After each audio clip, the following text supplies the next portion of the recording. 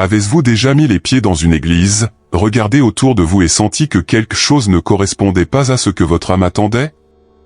Comme si la présence de Dieu était lointaine, malgré les hymnes, les belles paroles et l'atmosphère religieuse. Beaucoup d'élus passent par là. Ils ressentent un malaise profond, un malaise qu'ils ne peuvent pas expliquer avec des mots. Mais cela brûle à l'intérieur de la poitrine comme un avertissement du ciel. Cette distanciation n'est pas un manque de foi. Bien au contraire, c'est trop de foi que d'accepter le superficiel. C'est comme si l'âme réclamait quelque chose de plus vrai, de plus pur, de plus direct avec Dieu. Si vous vous sentez ainsi, sachez que vous n'êtes pas seul et que vous n'êtes pas perdu. Cette douleur spirituelle est en fait le début d'un réveil. Dans cette vidéo, nous allons parcourir ce voyage ensemble. Comprenons pourquoi tant d'élus se sont éloignés des structures religieuses traditionnelles. Et, plus que cela, nous découvrirons ce que Dieu essaie de vous révéler dans ce processus. Ce n'est pas la fin de la foi, ce n'est que le début d'une spiritualité plus profonde.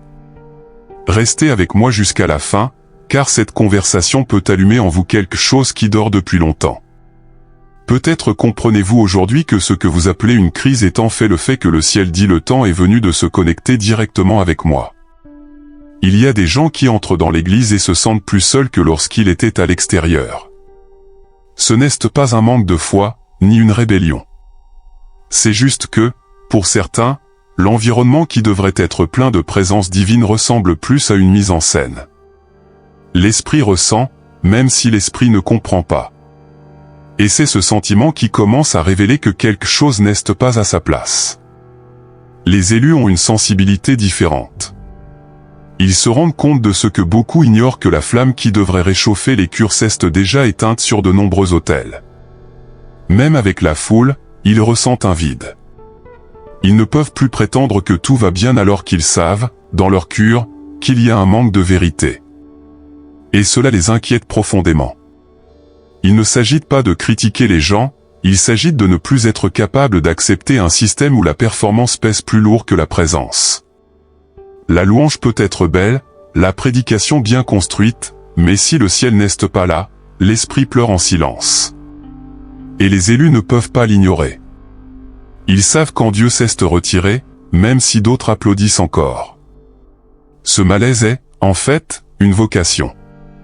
Un signe que le temps de s'installer est révolu. Quiconque ressent cela est attiré plus près de Dieu, pas plus loin. Se détourner des églises modernes ne signifie pas un refroidissement spirituel, cela signifie que l'âme s'est réveillée. Et lorsque cela se produit, il est impossible de continuer là où la lumière n'habite plus. Il y a des gens qui remarquent dans l'air quand quelque chose ne va pas. Même sans entendre un mot, l'esprit ressent. Les élus ont été marqués avec cette sensibilité, c'est comme un radar spirituel qui détecte ce que l'île ne voit pas. Ils ressentent quand l'atmosphère est lourde, quand l'intention n'est pas pure, quand l'adoration est devenue une routine. Et cela les pousse à en chercher plus. Cette intuition est divine, pas émotionnelle. C'est Dieu qui parle en silence, indiquant où il n'habite plus. Beaucoup essaient de faire taire cette voix intérieure de peur de paraître révoltés, mais la vérité est que cette voix est une boussole. Il indique le chemin de la vérité, même si cela signifie s'éloigner de ce qui est populaire. Et à l'intérieur, l'élu le sait déjà. La sensibilité des élus n'est pas un fardeau, c'est un cadeau. Mais un cadeau qui vous dérange. Car alors que d'autres s'adaptent au système, l'élu commence à ne plus convenir. Ce qui semblait normal fait maintenant mal. Et plus il se rapproche de Dieu, plus il se sent éloigné de tout ce qui est artificiel. L'âme ne tolère plus ce qui prétend être la lumière, mais porte les ténèbres. Ce réveil provoque une pause silencieuse. D'abord à l'intérieur, puis à l'extérieur. L'élu cesse d'aller dans certains lieux, évite certaines conversations, se tait face à ce qui ne le représente plus. Ce n'est pas de l'orgueil. C'est du zèle spirituel. Parce que lorsque vous commencez à ressentir ce que Dieu ressent, vous ne pouvez pas continuer à prétendre que tout va bien là où sa présence n'est plus la bienvenue. Aujourd'hui, dans de nombreux endroits qui s'appellent même la maison de Dieu, l'éclat de l'autel ne vient plus de l'esprit, mais des lumières, des projecteurs et des caméras. L'essence a été échangée contre le spectacle. Ce qui devrait être une rencontre avec le sacré est devenu une vitrine de l'apparence. La performance est devenue plus précieuse que la présence. Et cela blesse profondément ceux qui ont soif de vérité. Les élus le voient clairement. Ils ressentent quand la chair est devenue une scène, quand la louange est devenue un spectacle et quand la prière est devenue un marketing. Le cœur souffre de voir que l'amour pour les autres a cédé la place à la recherche du statut et du prestige. Ils ne peuvent plus applaudir à ceux qui détournent l'attention de Dieu vers les hommes. Parce qu'ils savent que ce n'est pas l'évangile. L'inversion des valeurs crie silencieusement dans les salles de nombreux temples. La dîme est devenue une monnaie d'échange, la bénédiction est devenue un produit et la foi est devenue une entreprise. On parle peu de la repentance, de la sainteté, de la croix. Ce qui prévaut, c'est la théologie du confort, de l'aisance, du succès à tout prix. Et pour ceux qui portent l'esprit de vérité, c'est insupportable. Pas étonnant que tant de gens partent tranquillement. Ils n'abandonnent pas la foi, ils sauvent l'évangile. Ils retournent à leurs racines, à la recherche de la simplicité du Christ, de la force de la prière sincère, de l'humilité qui transforme. Quand l'âme réclame quelque chose de pur, elle ne se contente pas d'or et de fumée. Il veut le vrai feu qui consume l'ego et exalte Dieu seul. Vous ne pouvez pas servir Dieu et l'argent en même temps. La Bible l'a déjà dit dans Matthieu 624, mais beaucoup essaient encore de mélanger les deux choses, comme si elles étaient compatibles. Mais ceux qui sont spirituellement sensibles ressentent la tension dans l'air. La vraie foi souffre lorsque l'attention se déplace du sacré vers le profit. Et les élus s'en rendent compte avant même que les mots ne soient prononcés. La foi pure est abandon, elle est renoncement, elle est dépendance de Dieu. Le matérialisme religieux, en revanche, enseigne le contraire, que si vous avez la foi, vous deviendrez riche, que la bénédiction est synonyme d'ostentation. Et cela provoque un bruit dans l'esprit des élus. Parce que tandis que certains courent après le succès de l'évangile, les vrais adorateurs ne recherchent qu'une seule chose, la présence de Dieu. Ce conflit brise le cœur de ceux qui comprennent la valeur de la croix. Parce qu'ils voient le message être édulcoré, la vérité être négociée et l'évangile devenir un produit de consommation. La foi est devenue un outil de persuasion, et l'autel est devenu une vitrine de richesse. Mais ceux qui ont le discernement savent que Dieu n'habite pas là où l'argent est le Dieu caché de l'adoration. C'est pourquoi tant de gens ont quitté ces environnements. Non pas par révolte, mais par amour pour ce qui est vrai. Ils n'acceptent plus d'être manipulés par des campagnes, menacés de malédiction ou amenés à croire qu'ils doivent payer pour des miracles. Leur foi est vivante, mais elle n'a plus sa place dans les endroits où le spirituel a été corrompu par l'intérêt matériel. Il y a des gens qui se sentent coupables de ne plus pouvoir assister à certains services. Elles pensent qu'elle est rétrograde, qu'elle a perdu la foi. Mais en fait, cette rupture peut être tout le contraire, une vocation. Lorsque le cœur commence à rejeter ce qu'il avait accepté auparavant sans se poser de questions, c'est un signe que l'âme se réveille. L'inconfort est la première étape de l'éveil. Beaucoup confondent cette séparation avec de la rébellion, mais Dieu la voit différemment.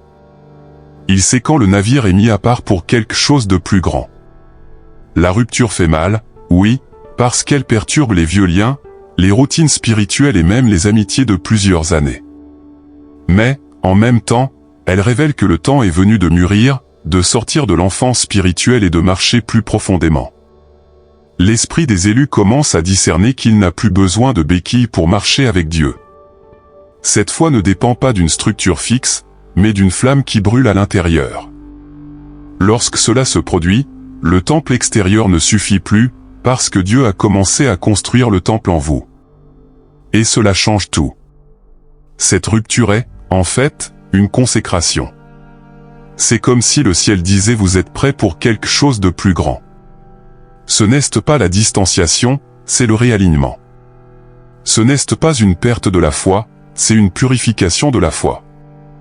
Et ceux qui acceptent ce processus, même en pleurant, se rendent vite compte que Dieu est plus proche que jamais et qu'il appelle pour un temps nouveau.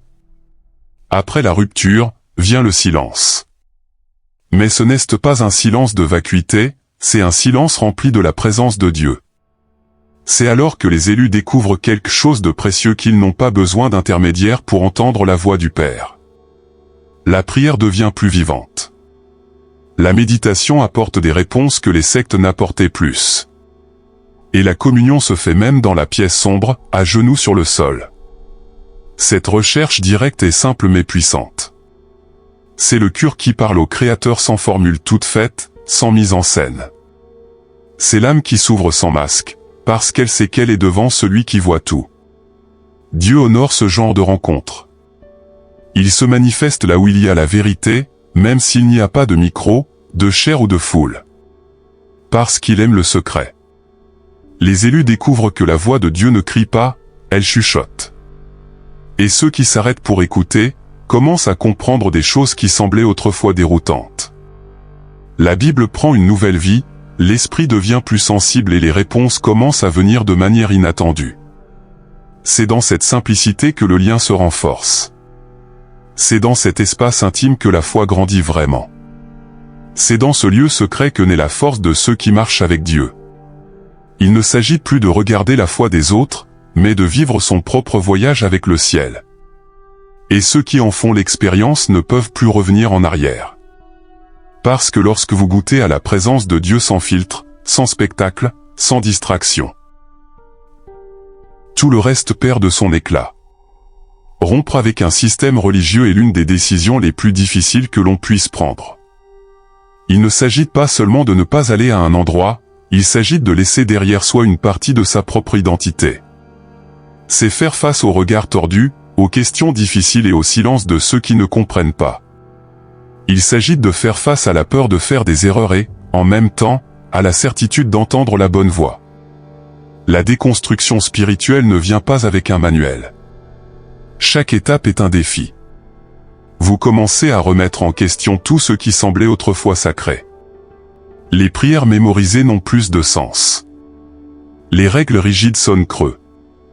Mais au milieu de la confusion, quelque chose de nouveau commence à naître, une foi plus libre, plus vraie, plus liée à Dieu qu'aux structures humaines. Les jugements sont inévitables. Ils diront que vous vous êtes refroidi, que vous êtes perdu, que vous vous êtes rebellé.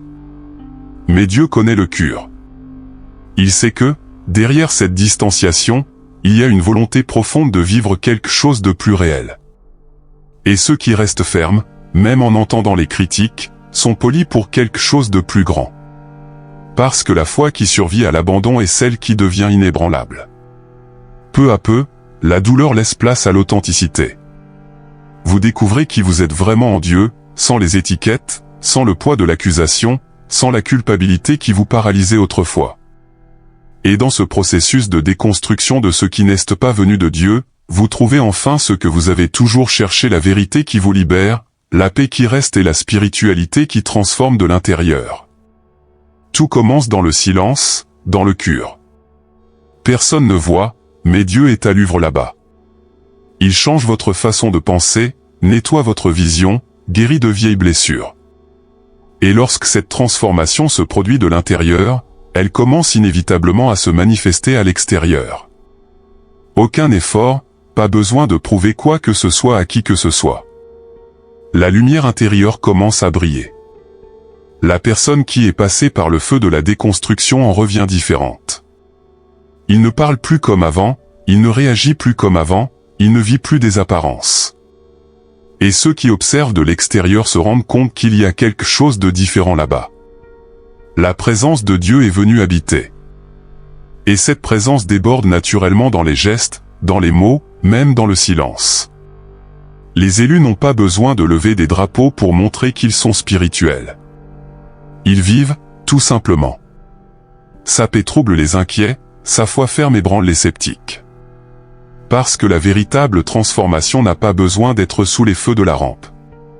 Elle se révèle dans les fruits. Et quand la racine est profonde en Dieu, même les tempêtes deviennent des témoignages. Ce changement ne vient pas gonfler l'ego, mais activer le but. Ceux qui ont été transformés de l'intérieur deviennent un pont vers les autres. Ils portent un mot juste au bon moment, une étreinte au bon moment, une présence qui apaise l'environnement. Et c'est là que la mission commence à se manifester. Sans avoir à forcer quoi que ce soit, simplement vivre avec la vérité. Les élus n'ont pas besoin de chair pour prêcher, ni de titre pour se transformer. Là où ils vont, quelque chose change. C'est comme si l'environnement s'alignait, comme si l'invisible se déplaçait autour d'eux. Ce n'est pas une question de charisme, c'est une question de charge spirituelle. Ils portent le ciel en eux et celui-ci déborde même lorsqu'ils sont silencieux. La présence d'un élu a le pouvoir de guérir sans toucher, de consoler sans parole, d'éclairer sans bruit. Parce que l'Esprit de Dieu habite en eux. Et cette présence est ressentie par ceux qui ont de la sensibilité. Même ceux qui ne comprennent pas ce qu'ils ressentent se rendent compte qu'il y a quelque chose de différent là-bas. C'est la manifestation discrète de la gloire de Dieu. Cet impact ne vient pas d'un effort conscient, mais d'une connexion constante. L'élu n'a pas besoin de se promouvoir, car c'est Dieu qui l'envoie, qui le révèle au bon moment. Et parfois, il suffit d'être présent dans un endroit pour que quelque chose commence à s'aligner spirituellement.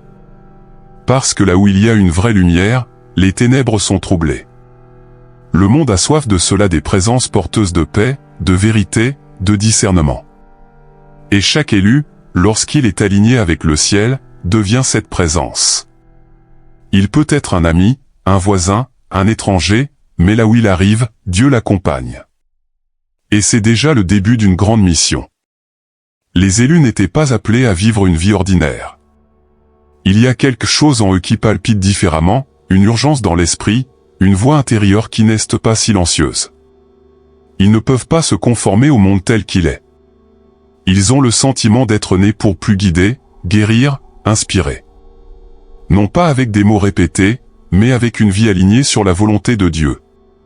Cette mission n'est pas accompagnée d'un manuel, mais de panneaux. De petits coups de pouce du ciel qui les mettaient sur le chemin de personnes spécifiques, à des moments précis. Parfois, c'est juste une conversation qui change le cours de quelqu'un. D'autres fois, c'est l'exemple silencieux qui éveille la foi chez ceux qui ont été effacés. Les élus sont des phares, ils éclairent sans savoir qui regarde. Ils ne sont pas parfaits, mais ils sont entiers. Ils tombent, mais ils se relèvent plus sagement. Ils doutent, mais ils suivent avec foi. Parce qu'ils comprennent que leur mission n'est pas une question de statut, mais de service. Et plus ils se rapprochent de Dieu, plus ils comprennent qu'ils ont été appelés à quelque chose qui les dépasse. Ils étaient appelés à être une réponse là où il n'y avait que le silence. Le monde peut essayer de les faire taire, de les distraire, de les discréditer. Mais la mission perdure. Et même si le chemin est solitaire, même s'il y a un manque de reconnaissance, ils continuent. Parce qu'ils savent qu'ils sont en mission. Et ceux qui ont été appelés par Dieu n'ont pas besoin d'applaudissements, il suffit d'entendre la voix du Père qui dit « Tenez bon, je suis avec vous ». Être choisi, c'est souvent être mal compris. Lorsque la marche commence à suivre un chemin différent, les gens autour ne comprennent pas. Les amitiés se séparent, les membres de la famille critiquent et même les frères et sœurs de foi commencent à les regarder avec suspicion. Mais ce que beaucoup appellent solitude, Dieu l'appelle séparation. Il se retire pour affiner, isole pour révéler. L'isolement fait mal, oui. Mais c'est dans le désert que la voix de Dieu devient la plus claire. C'est là, loin des bruits du monde, que l'élu apprend à ne dépendre que du ciel. Et quand il n'y a plus d'applaudissements ou de public, ce qui soutient, c'est la présence. Dieu commence à façonner l'intérieur, à renforcer l'identité spirituelle et à préparer le récipient pour quelque chose de beaucoup plus grand. Les épreuves font également partie du voyage. Ils vous traiteront de radical, d'hérétique, de confus. Mais la vérité, c'est que vous entendez quelque chose que d'autres n'ont pas encore entendu. Et cela nous fait peur. Mais rappelez-vous, Jésus a également été rejeté par les siens. Il a été critiqué pour avoir rompu avec le système religieux de l'époque et même ainsi, il a rempli sa mission jusqu'à la fin. Être jugé pour avoir obéi à Dieu est un honneur, pas une honte. Et ceux qui supportent ce processus sans dévier deviennent un rocher spirituel. Parce que la foi qui résiste à l'isolement et survit au jugement est celle qui porte l'autorité. Et au moment opportun, ceux qui vous ont désigné avec mépris verront briller la lumière que Dieu a allumée en vous. Même ceux qui sont forts en Dieu ont besoin de personnes qui partagent le même voyage. les élus sont souvent confrontés à des chemins solitaires. Mais il arrive un moment où le ciel lui-même commence à relier ceux qui sont passés par le même feu, la même douleur, le même réveil. Et lorsque cela se produit, quelque chose de puissant naît, la communauté spirituelle. Ce n'est pas une question de quantité, c'est une question de connexion. Il peut s'agir d'un ami, d'une sœur en Christ ou même d'une personne que vous avez rencontrée en ligne, mais l'identification est immédiate. C'est comme si l'esprit reconnaissait l'autre. Il n'y a pas de jugement, seulement l'accueil. Parce que ceux qui ont vécu le processus comprennent la valeur de l'empathie, du silence respectueux, du véritable soutien. Ces liens sont des dons de Dieu.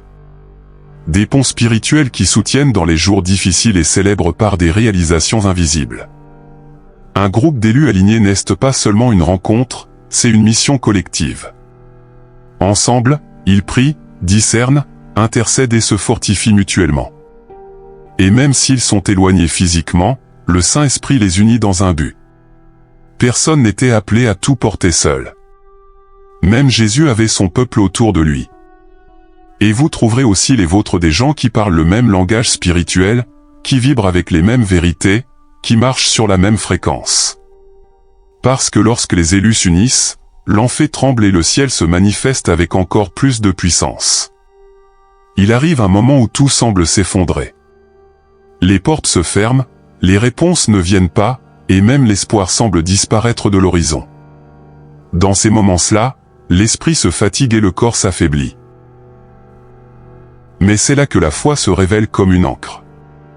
Il ne s'agit pas d'une foi aveugle, mais d'une foi vivante, fondée sur l'intimité avec Dieu, fondée sur la certitude qu'il est toujours aux commandes.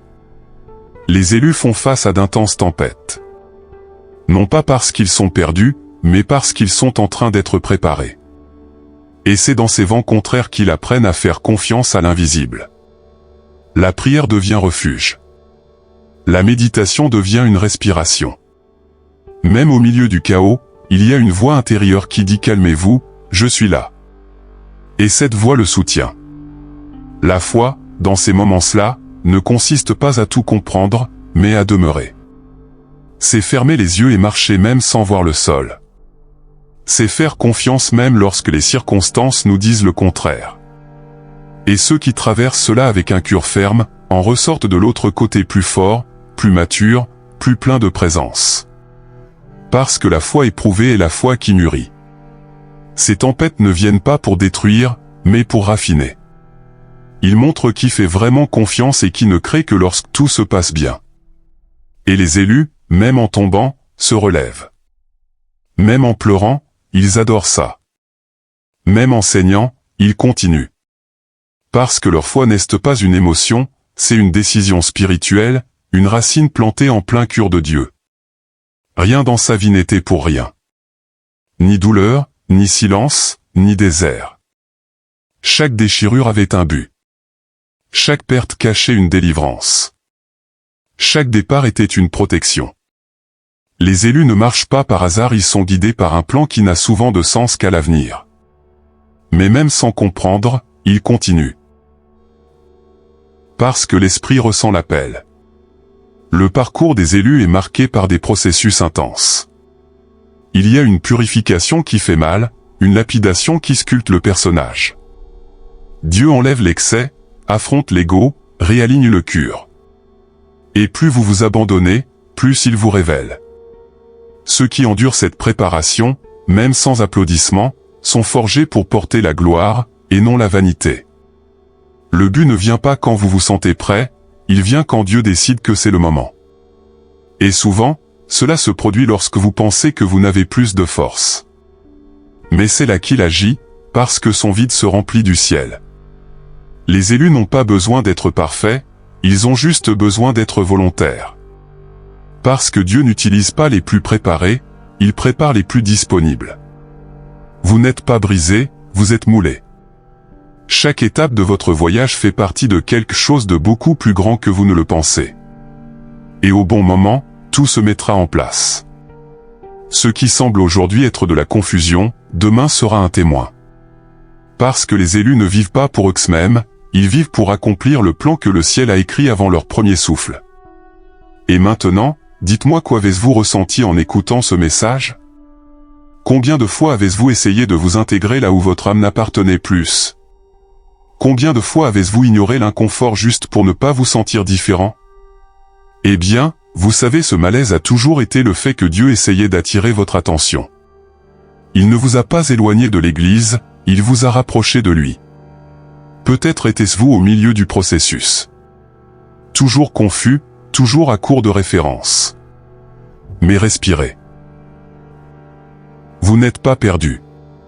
Vous êtes en train d'être repositionné. Tout ce que vous avez vécu jusqu'à présent n'a pas été vain. C'était de la préparation. C'était l'activation. C'était une réponse. Et maintenant, le choix vous appartient. Continuerez-vous à ignorer l'appel ou marcherez-vous dans la foi, même sans tout comprendre? Dieu suscite une génération qui ne rentre plus dans les structures. Une génération qui porte le temple à l'intérieur, qui vit l'évangile dans la pratique, qui brille même dans le silence. Et si vous êtes arrivé jusqu'ici, c'est parce que vous en faites partie. Alors ne revenez pas en arrière. Ne grincez pas des dents.